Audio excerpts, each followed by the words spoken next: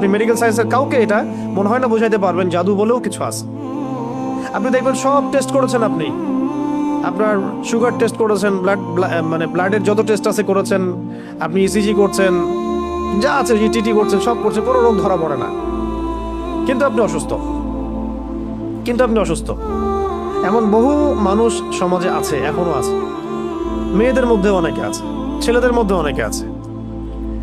ঠিক আছে, পরে আমি কিছু বলছি যে কি কি এটার প্রতিকার হতে পারে এবং কি কি কাজ করলে এগুলোতে ইফেক্টেড হয় মানুষ আর কি, এবং কোন কোন কাজগুলো করলে আমরা বেঁচে থাকতে পারবো ইনশাআল্লাহ। তো আগে এটা বলে নেই, এইগুলো কিন্তু আমাদের সমাজে ছড়িয়ে যাচ্ছে দিন দিন, এবং আগের চাইতে এটার পরিমাণ কিন্তু অনেক বেশি, কিন্তু এগুলো আপনি কিন্তু মেডিকেল সায়েন্স দিয়ে এগুলো সমাধান করতে পারবেন না।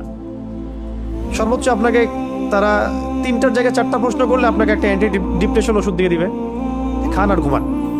আপনি বেশি কথা বলতেছেন মানে আপনার সাইকোলজিক্যাল কোনো সমস্যা আছে, আপনি রিল্যাক্স করেন, রেস্ট করেন, ঘুমান। এগুলো যে সবাই মোটামুটি ফেস করে, আর যারা একটু ভালো অবস্থানে যায় তাদেরকে এগুলো বেশি ফেস করতে হয়। এটা গেলো শুধু সেহেরের কথা, এর সাথে আছে আইন মানে মানুষের চোখ লাগা, এবং হাসাদ এবং হিংসা। 3টা শব্দ বললাম, সেহের, আইন, হাসাদ। সেহের, আইন, হাসাদ। সেহের তো সেহের বুঝলেন, জাদু। আইন মানে মানুষের বদনজর। হ্যাঁ, এই যে অপলক দৃষ্টিতে তাকায় থাকেন, এটাতেও ক্ষতি আছে, এটাতেও ক্ষতি থাকতে পারে। ফেসবুকে, অনলাইনে, ছবিতে, ভিডিওতে মানুষের তো ভাইরাল হওয়ার ধান্দা বেশি আর কি। এর মধ্যে যে কত ক্ষতি আছে এটা তো আমরা বুঝতে পারি না। আর এই ক্ষতিগুলো মোকাবেলা করার জন্য যে ইমান, আমল আর যে লাইফস্টাইল, যে তাস্কিয়া এগুলো দরকার হয়, সেগুলো আমরা আবার হাসিল করতে চাই না, কিন্তু আমরা চাই যে আমরা ভাইরাল হয়ে যাই। হ্যাঁ, মানুষ শো অফ করতে চায়, দেখাতে চায়, বডি দেখায়, জিম করে আসলাম, এইটা দেখায়, ওইটা দেখায়, নিজের ফ্যামিলিকে দেখায় আমি খুব সুখে আছি, আমি খুব ভালো আছি। এই যে শো অফ করতে করতে দেখা যায় ওইগুলো আস্তে আস্তে চলে গেছে জীবন থেকে। এগুলো কিন্তু কোনো সাইন্টিফিক কারণে হয় না, সেহের, আইন, হাসাদের কারণে হয়। সেহের, আইন, হাসাদের কারণে হয়। তো আগে আমরা সূরাটাকে শিখি, তারপরে আমি এই বিষয়গুলোর সলিউশনগুলো বলবো ইনশাআল্লাহ শেষে। এখন এবার নবী সাল্লাল্লাহু আলাইহি ওয়াসাল্লাম তাকেও ক্ষমা করে দিলেন, এবং তখন সাহাবীদেরকে তিনি বললেন যে আজকে রাতে আমার উপরে এমন 2টা সূরা নাজিল হয়েছে, এই সূরা 2টা তাওরাত, জাবুর, ইনজিল কোথাও নাই, এরকম সূরা বিশাল নাই। তারপরে আরেকজন সাহাবী বলেছেন ঝড় হচ্ছিল একদিন, ঝড়ের মধ্যে আমরা নবী সাল্লাল্লাহু আলাইহি ওয়াসাল্লামকে হারাই ফেললাম, তিনি কোথায়? তো তারা একটু শঙ্কিত বোধ করলেন, আমাদের নবীজি কোথায় চলে গেলেন। একটু পরে তিনি এসে বললেন যে আমার কাছে এমন 2টা সূরা আল্লাহ রাব্বুল আলামিন নাজিল করেছেন যে এই সূরা 2টা যদি কেউ পাঠ করে, মানে সকাল সন্ধ্যায় নিয়মিত পাঠ করে, ইনশাআল্লাহ সে তাকে আল্লাহ পাক সব ধরনের ক্ষতি থেকে হেফাজত করবেন। কামা ক্বালা আলাইহিস সালাম, এরকম কাছাকাছি একটা অর্থ আছে।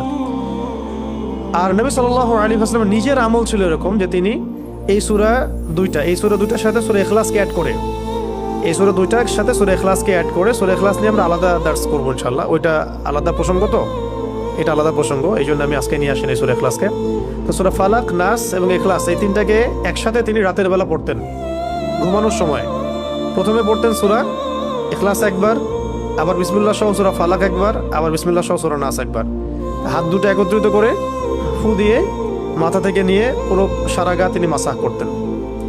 এই কাজটা তিনি 3বার করতেন। এই কাজটা কয়বার করতেন?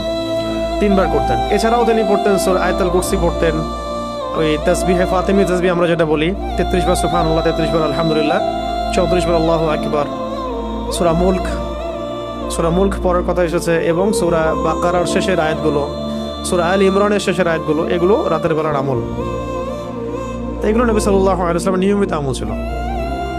এছাড়াও প্রত্যেক দিন সকালে মানে বাদ ফজর এবং সন্ধ্যায় বাদ মাগরিব, অনেকে বাদ আসরও বলেন, দুটো ঠিক আছে, বাদ ফজর বা বাদ আসর বা বাদ মাগরিব আপনার সুবিধা অনুযায়ী 3বার করে সূরা ফালাক, সূরা নাস, সূরা ইখলাস, আগে সূরা ইখলাস, তারপর সূরা ফালাক, তারপরে নাস, এভাবে 3বার করে পড়লে ইনশাআল্লাহ তাআলা, ইনশাআল্লাহ আযজা ওয়া জাল ওই ব্যক্তিকে এই ধরনের কোনো সেহের, কোনো আইন, কোনো হাসাদ, কোনো ক্ষতি করতে পারবেন ইনশাআল্লাহ। একটা প্রশ্ন আসতে পারেন আপনাদের মধ্যে যে আল্লাহ নবী সাল্লাল্লাহু আলাইহি ওয়াসাল্লামকে কেন জাদু করা হলো? এটা অন্য সাহাবীর ক্ষেত্রে না কেন, স্বয়ং নবীকে কেন? কারণ ইহুদিরা নবীদেরকে হত্যা করা জাতি, ইহুদিরা নবীদেরকে হত্যা করার জাতি। এর আগে নবী সাল্লাল্লাহু আলাইহি ওয়াসাল্লামকে হত্যার অন্য চেষ্টা করা হয়েছে। তাকে তো মোটামুটি 15-16 বার হত্যার চেষ্টা করা হয়েছে। তার মধ্যে একবার বনু এই নাজির তাকে উপর থেকে পাথর ফেলে হত্যা করার চেষ্টা করেছিল। তারপরে খায়বারের সময় তাকে ওই বকরির রানের সাথে বিষ মিশিয়ে হত্যা করার চেষ্টা করা হয়েছে। বকরির রানের সামনের অংশের সাথে বিষ মিশিয়ে খেতে দেওয়া হয়েছিল। কোনো অবস্থায় যখন কোনো কাজ হচ্ছিল না, তখনই তারা এই অস্ত্র বেছে নেয়, দূর থেকে জাদু করা, হ্যাঁ, তন্ত্রমন্ত্র দিয়ে জাদু করা, যাতে সাপও মরে লাঠিও না ভাঙে। অনেকটা এমন বিষয় যে আপনার শত্রুকে আপনি চিনতেও পারবেন না, কিন্তু আপনি ক্ষতিগ্রস্ত হচ্ছেন। দেখবেন সম্পত্তি নিয়ে ক্যাচাল, তারপরে খুব পারিবারিক ক্যাচাল, কিন্তু সামনাসামনি আপনার সাথে লড়ার মতো তার সেই কলিজা নাই, কিন্তু পিছন থেকে কিন্তু আপনাকে জাদু করলে বা সেহের আইন হাসাতে গেলে তখন আপনি ক্ষতিগ্রস্ত হচ্ছেন। আপনি চিনতেও পারছেন না কে আপনার ক্ষতি করছে। এটা তো অদৃশ্যের জগৎ, আপনি দেখতে পাচ্ছেন না। ঠিক আছে, এখানে প্রাসঙ্গিক একটা কথা বলে দিই, যারা এই কাজগুলো করে তারা একটা পরম্পরা মেনটেন করে এই কাজগুলো করে। কারণ ইবলিসের হায়াত অনেক লম্বা, সে পৃথিবীর ইতিহাস জানে কখন কোথায় কি হয়েছে। সে ভবিষ্যৎ হয়তো জানে না, অতীত সে জানে যে কখন কোথায় কি হয়েছে। ইবলিসের বহু অনুসারী আছে এবং এগুলো সবাই জিন, এগুলো সবাই কি জিন।